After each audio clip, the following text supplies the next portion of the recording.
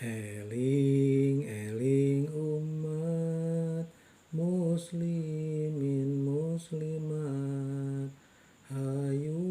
urang sholat berjamaah maghrib, estu kawajiban urang keur di dunya kanggo pibekeuleun jaga di akhirat. Eling-eling umat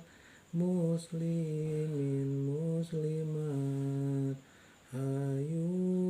urang sholat berjamaah maghrib, estu kawajiban urang keur di dunya kanggo pibekeuleun jaga